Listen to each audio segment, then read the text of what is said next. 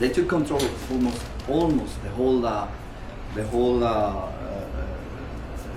campus, the whole college. But the dormitory in which we were staying. So they were the Afghan army was just fighting against the Mujahid. Mujahid would outnumber them. 17th of February, they were around 50 meters from our dormitory. And the Afghan students that were there, the motherfuckers, we thought they were friends. They just told us, if Mujahids enter this building, we have to kill you because you are communists. Because you're what? Because you are communists, you are from Cuba. Just like this. I said, motherfuckers, and you were saying you were our friends. Say, okay, no problem, but we are going to kill you first. I had a big knife. I just put it there. If they enter, they are going to kill us, but we are going to kill you first. But they had guns, or they had? The members of the PDPA, the Afghan Communist Party, yes, they had guns, but they didn't give us anything. So they were afraid also of the Mujahids. So suddenly we heard a huge noise. The Soviet helicopters were coming and fighting against the Mujahideen. The Mujahideen were running.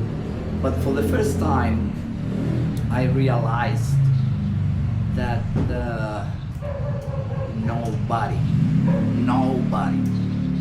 can defeat an army of people that are not afraid of being killed. I saw a couple of teenagers now, they were boys around 10, 12 or 13 years. Two of them entrenched in the middle of the street, in the middle of the street, one with one AK-47 and the other one with a rocket launcher. The AK was bigger than the boy, and the rocket launcher also bigger than the other one. And they were just waiting for the exact moment to shoot against the M19 Soviet helicopter. The helicopter, the bullets of the automatic machine gun just turned into pieces the two boys. But they hit before dying the helicopter. When I saw that, the report I made to the embassy of all the events that took place during almost 1 week, we were in that cage for almost 1 week without food and anything. The cage, I mean the cage because the dormitory? Dormitory. Yeah. Dormitory, yes. But in the report, at the end I put, nobody can defeat the Mujahideen. People that not afraid of dying. And I don't mean soldiers, I mean small boys. They were not afraid. So, a Soviet helicopter came, they defeated the Mujahideen and that thing. Yeah. What happened to the people that you were in the dormitory with? Did they have Nothing. to die? We said, okay, from today on, we are enemies. And what did they say? Nothing. But they lived? No. They stayed there. They were Afghan students. Then we realized that I mean friendship is non-existent. Yeah. But if they didn't kill you, they would be killed. Yes, I understand their position. I understand their position. When you are on their shoes, I think maybe your mom wants you. Yeah. Dime, mom. Carrie wanted to say goodbye. Oh, Like no she way. saw the camera. No le gusta cámara. No, but she's. No, We are learning. Speak English, right? Estamos aprendiendo de la historia de vida de Fuego. suegro. Y por eso No, pero hay es que hay un momento para grabar. ahorita vi las estadísticas, que vi la cámara y dije como que déjamelo interrumpir. No. Muchísimo gusto. Igualmente. Mucho gusto en conocerte y Bueno. eres una persona excelente. Excelente. Excelente. Qué suerte los dos tienen, porque tú pareces muy amable también. Sí, Bueno, nada. mucho, muy bueno. Que disfruten su estancia acá, que lleguen bien allá. Muchas Ok. Un gracias. placer. Suerte en todo. Todo de todo. Bueno. Cuidado. It's very, I mean, then I understood that when the Afghan, they just take your hand when they really mean anything. When you go to a shop to buy whatever you want to buy, if they welcome you, they have to say 3 times. Welcome. Wait for the 2 other time. Welcome and welcome.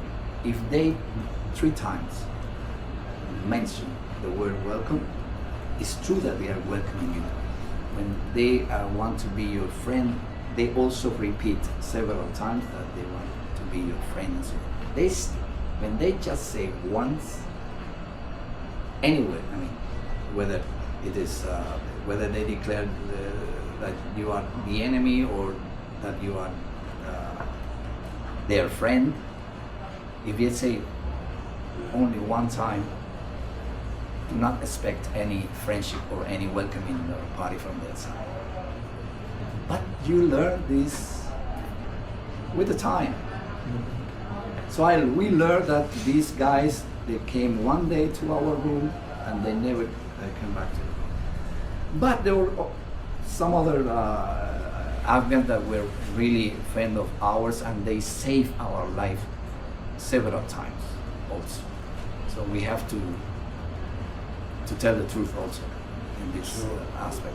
It's very complex. It's very complex. Their way of thinking has nothing to do with us. Nothing to do with us. The first thing you have to do when you travel to whether Afghanistan, Iran, or many other Muslim countries to take your way of thinking, your cup, put it inside the house and try to wear their way of thinking. Otherwise, you will never understand their behavior, their problems. So It's when complex. you escaped to the Soviet Union, that was safety because they had saved you multiple times. General, I was just saying, watching around 2 months ago one CNN documentary about the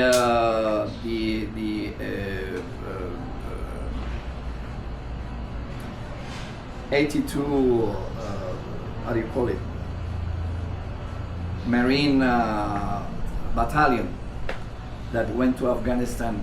I mean the first soldiers that were sent to Afghanistan to prepare the ground for the American invasion to Afghanistan. Invasion, not invasion. The invasion. 82?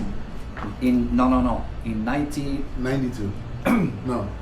2000. 2002, 2001. I Okay. think. After the World Trade Center. the 11th of September. The general that welcomed them, that helped them to run. Imagine that there were around 100 American commandos that went there. The General Dostum, Rashid Dostum, the one that helped them to defeat Taliban, is the same person that saved our life in '92. What was he then? He was a general also. He was a general. He was General Duston was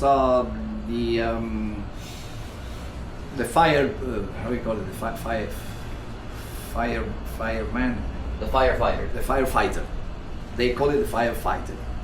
When the government needs somebody to Distinguish run the away flames. and fight against Mujahideen in any corner of the country, they send Rustom and his Uzbek troops. General Rustom was at that time the military head of the 7 northern provinces of Afghanistan. Balkh, Jawzjan, they have changed the names of provinces. The Taliban, they changed the names of the Afghan provinces now. But at that time, Balkh was the Jawzjan, Balkh, Polykhondri, Bamiyan, well, the 7 provinces that are on the north side of Afghanistan, bordering with Turkmenistan, Tajikistan, and Uzbekistan. So he was the military head, the military boss of the Afghan army on that provinces. And so I have to go back to Tell them again. with the beer story and everything. Now, forget about the beer. This is more interesting. No, but the results of selling the beer boxes. When the government, the Afghan government collapsed, remember that Soviet Union collapsed on 1991. Mm-hmm. So everybody was expecting that the Afghan government collapse as well, because I mean the main supporter of the PDPA party, of the Communist Party in Afghanistan, were the Soviets. The Soviet troops returned to Soviet Union on Afghan was- 89. Afghan was communist at that time. 1978, the army, I mean the People's Democratic Party of Afghanistan, that was the Communist Party of Afghanistan, the strongest force within the army was the PDPA, and most of the generals. So I have to go back on history. Afghanistan was the first country that recognized the Soviet Union in 1921, and Lenin and Kina Manula signed an agreement, signed a treaty, which was called solidarity and friendship treatment, something like that. That was the base for the Afghan government, the communist government, to ask Soviet Union in help, military help, and that was the base of the invasion, Soviet invasion to Afghanistan. During more than 50 years, the Soviets trained the Afghan government in the Soviet Union. So most of the officials from the Afghan governments, they turned into communists. They joined the Communist Party in Afghanistan. It was the PDPA. PDPA has 2 branches.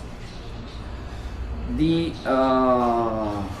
call it the Parcham, which means flag,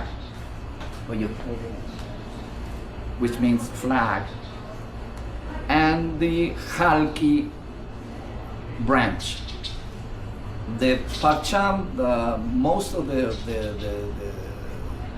members of the Parcham branch of the Communist Party were intellectuals,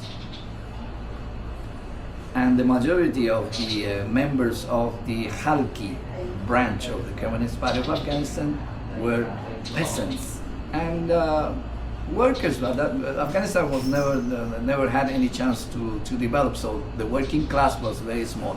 So more peasants than working class belong to the branch of the Halki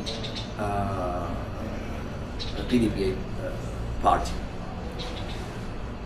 As I said, the PDPA was very strong within the army. Why? Because most of the soldiers and officials were trained, armed and financed by the Soviet Union during more than 50 years. Yeah. So, on 78,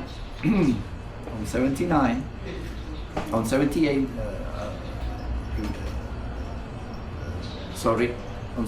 April 78, they made a coup d'etat against against Daoud. Daoud was Muhammad Daoud was the cousin of King of the Shah of Iran, of the Shah of Afghanistan. That was on holidays on Italy, and his cousin just took advantage of this situation and just took the control and declared Afghanistan a republic. Okay. But he started to kill many members of the working union, communists, intellectuals, and so on. And that's why the PDPA just asked the generals that were belonging to the Communist Party to uprise and take the control of the country. So, Afghan Revolution was the South Revolution, started on April 78 and declared themselves as a socialist country. 79, Soviets invaded. Why they invaded? Because Muhammad Taraki, who was the first, he was the Secretary General of the PDPA at the time of the coup d'etat, was declared president of the country. And the second man in command in the party was my memory. I have forgotten the name of that motherfucker.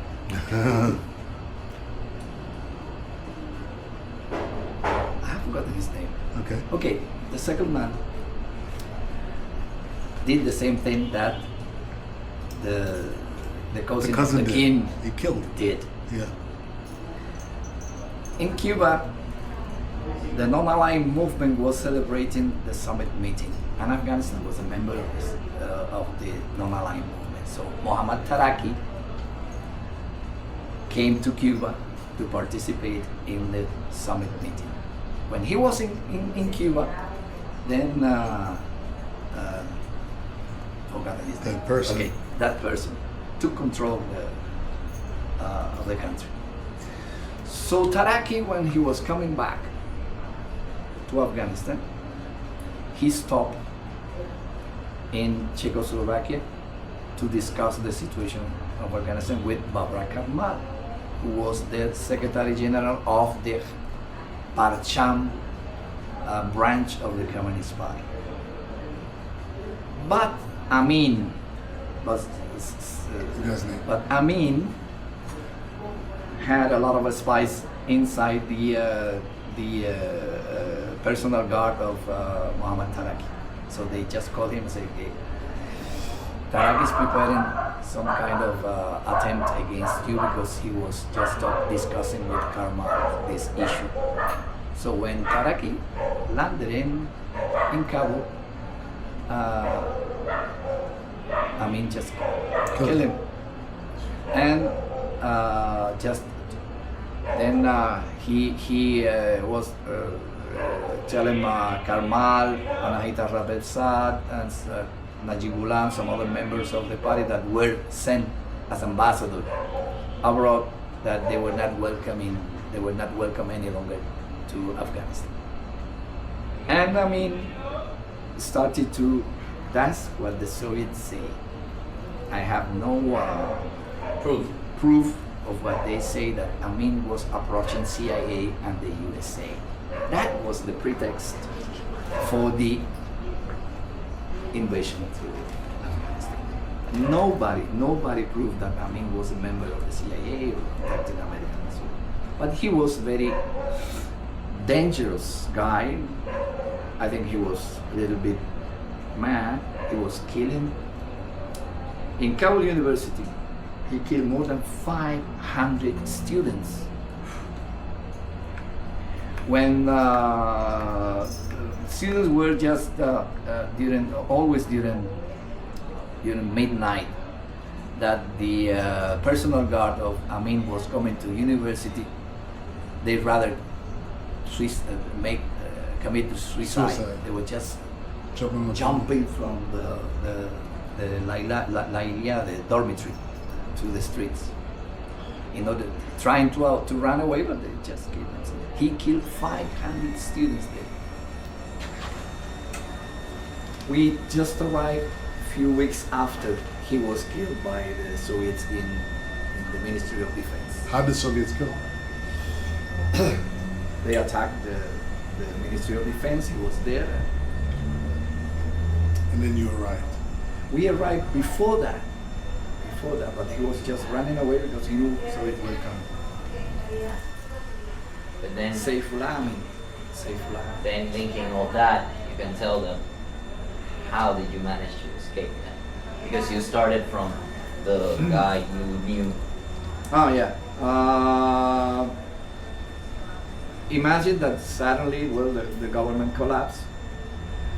Our contacts were with, of course, with the communist government of Afghanistan. So when the whole thing collapsed, the Mujahids took control, the government. So we were just hanging on the air with no support, nobody to contact. There was no Soviet Union any longer also since 1990.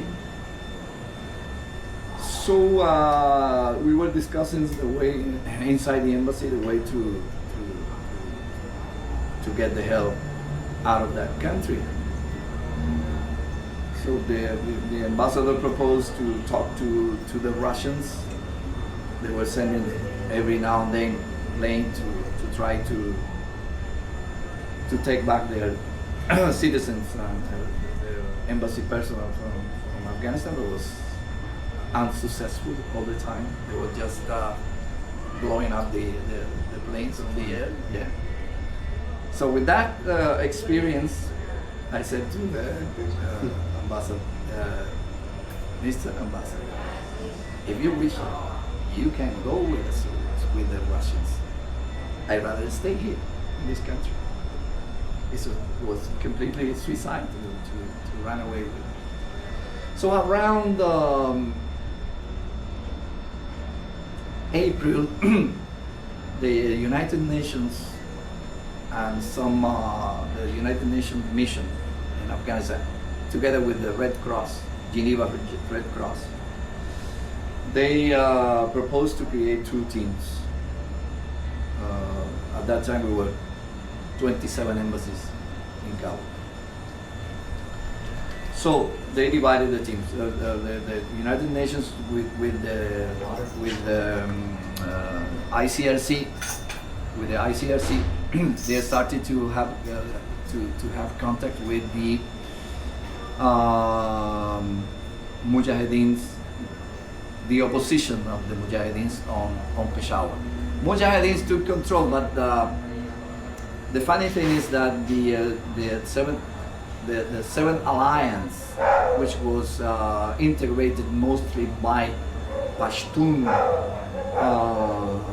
Mujahideen groupings, they were the main. They were the main. How do you call it? Losers of that stage of the Afghan conflict, because General Dostum, together with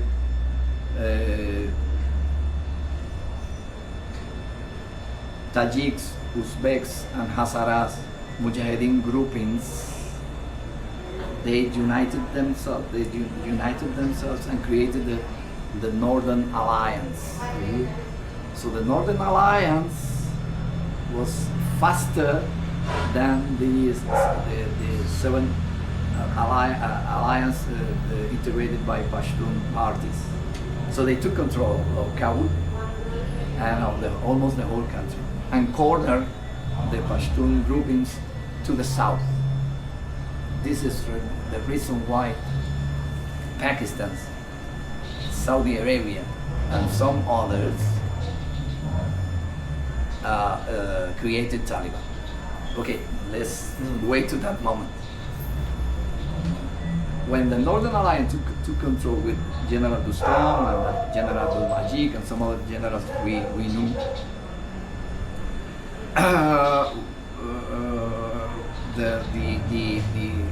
then the Seven Alliance started to fight against Kabul government, and they became the opposition within the Mujahideens. So Mujahideen versus Mujahideen. yes, fighting for in Afghanistan they call it Chowki, Jang Chowki, fighting for the presidential chair. So when that happened, was Kabul turned into the battlefield. So imagine. You were still there. Yes. Why didn't they try to get you guys? That's a good question. We call, this is the situation where we cannot be the first, not the last. Yeah, and how can we know that point in between? When? How can we know that What do you point? mean the first and the last? We cannot, Cubans cannot be the first to run from To run there away and or not come the back. last. And how can we know that middle, the point? Where is that middle point? So the Cuban government told you to stay. Yeah. People were staying, still the 27 embassies were there. Anyway, then when that Kabul turned into the battlefield, imagine, that was madness. From one house to the other, one building to the other. This grouping was getting control of this part of the, Kabul was divided into 12 areas, 12 different parties controlling different parts of the city, and every Mujahideen head of these parties was thinking that he was the president of the country. Madness. There was no car, nothing with wheels remained safe in Afghanistan. They have stolen all the first embassy they assaulted and have stolen almost everything was the Pakistani embassy. Why? Pakistan were always helping Mujahideen. So even during the whole war, more than 2 million, 3 million Afghan refugees were on the other side of the, on the Pakistani territory, and most of the Mujahideens was a safe haven for them. So why did they raid Pakistan? That's a very interesting story. So we have to go back to the partition when India was divided into Pakistan, and part of Afghanistan was stolen by the British and declared that it was part of Pashtunistan. Was divided into two: Quetta, Khyber, Baluchistan. Before the partition of India, were part of Afghanistan territory. So this is one of the reasons why whenever you have any discussions in Kabul about the border lines, they do not recognize the Durand line, which is the border line with Pakistan. So this is the reason why also